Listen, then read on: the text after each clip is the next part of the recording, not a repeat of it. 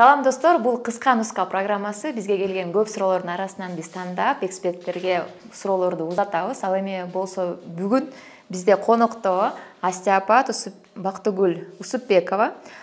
Толук айтып кетейин, Евразиялык остеопатия медициналык институтунун башкы директору, Саламаттыкты сактоо министрлигинин остеопатия боюнча башкы адиси, остеопатиялык ассоциациясынын президенти жана медицина илиминин доктору.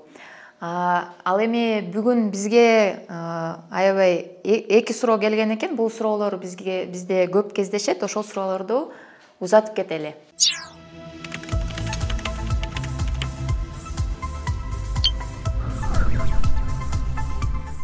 Саламатсызбы Бактыгүл эже? Саламатсыздар. Мындай суроо келген экен. Дароо окуп кетейин. Эч суроону алмаштырбай. Сеанс учурунда дарыгер менен иштегенде мен эч нерсе сезген жокмун. Бул эч кандай даба жок дегенди билдиреби деген суроо экен. Жок, пациенттер дайыма эле бирдемени сезе албайт. Себеби алардын сезгичтиги ар кандай болот. Бирок биздин врачтар иштеген бардык оорулар менен иштеп аткан убакта жумшак иштешет. Негизи бул баягы стереотипке байланыштуу окшойт. Себеби остеопат баягы YouTube'дан кээ видео көрүшөт, анан кийин ошол жакта карс курс деген үндөрдү угуп калышат да кээ бир кишилерчи. Анан кийин остеопатка барсам эле дароо эле ошондой үндөр чыгыш керек деп ойлошот окшойт да адамдарчы. Ошол тууралуу мындай кененирээк балким мифтир булчу, ошол ыкмаларды айтып кетсеңиз балким. Бизде мындай да остеопатияда мындай атайлап эмес, эми негизинен 3 бөлүккө бөлөт. Бөлүп ооруларды эмес, өзүбүздө иштеп жүргөн, окуп жүргөн врачтарга биз үйрөткөндө баш менен иштегендеги бир багытта кол менен иштегенди үйрөтөбүз.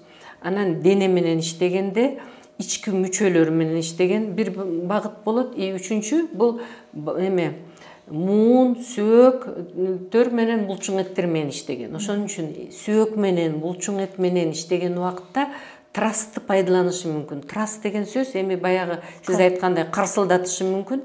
Аны биздин остеопаттар колдун учу менен башкача эле ошентип сөөктөрдү, омурткаларды ордуна кое алат. Ошон үчүн дайыма карс курс болбойт. Анан ички мүчөлөр менен ичкенде аябай жылмакай жай иштешет. Баш сөөк менен отурганда да баш сөөктү карсылдатууга да болбойт. Анын ичинде баш эмнени эметип коргоп турат? Мээни да. Ошон үчүн абдан тыкандык, ювелирлдик подход менен акырын иштешет.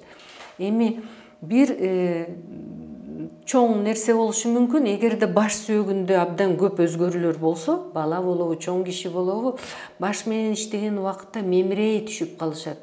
Баягы бош кармап мемиреп, кээ бирлер уктап калат, коңурук тартат. Мына азыр сиз келгенде кичинекей баланы уктап калган баланы башка комнатага энеси көтөрүп кетти, себеби уктап калды. Эми акырын ойготолу десек ойготулган жок, ошон үчүн башка жакта жата турсунчу дедик. Ошондой эле эгерде доктор оорунун тук этер жерин таап алса, тамырын, башында киши уктап калат. Андан тышкары ички мүчөлөр менен иштегенде дарыланып аткан убакытта сезбесе де турганда сезет. Обычно жеңил болот. Оор көтөрүп келген баланы дарылап бүткөндөн кийин баланын салмагы да жеңил болуп калат. Себеби кысылган нерсе оор болот. Кысылган боштондук келген убакта кээ бир төрөлгөн балдарды кармасаңыз жеңил болот. Кээ бирлер жана эле абдан оор болот. Кээ бирлердин баш жагы оор, кээ бирлердин жамбаш жагы оор болот. Ошого жараша кысылган жерлерди сезсе болот. Андан тышкары ооруп келдим дегендер турганда ооруганы же азайып калат, же такыр кетип калат. Башкача айтканда андан кийин муундардын кыймыл аракети бир нече градус болсо, остеопаттан кийин ошонун градусу көбөйүп, кыймыл аракетинин амплитудасы чоңураак түшөт. Ошону менен ошондо дайыма эле карсылдабайт, бирок жакшы остеопат өзүнүн өзгөрүүсүнө жараша эле адам сезе алат турбайбы? Конечно, ошондой болот да. Мен ойлойм биздин окурман жооп алды деп. Кийинки суроо, акыркы суроо экен, өзү дагы остеопатиялык дарылоо сессиясынан кийин эмне кылуу керек жана эмне кылуу мүмкүн эмес? Балким оор көтөргөндүр бул адам.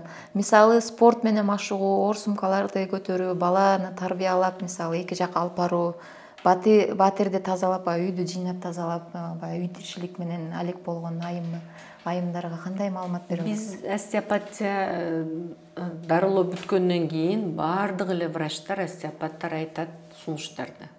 Эң биринчи сунуш 5 күн. 5 күн эгерде оор көтөрүүгө болбойт. Андан кийин денеге ысык муздак суунун контрасты болбойт. Бассейнге түшүп же жанакы баняга барууга болбойт.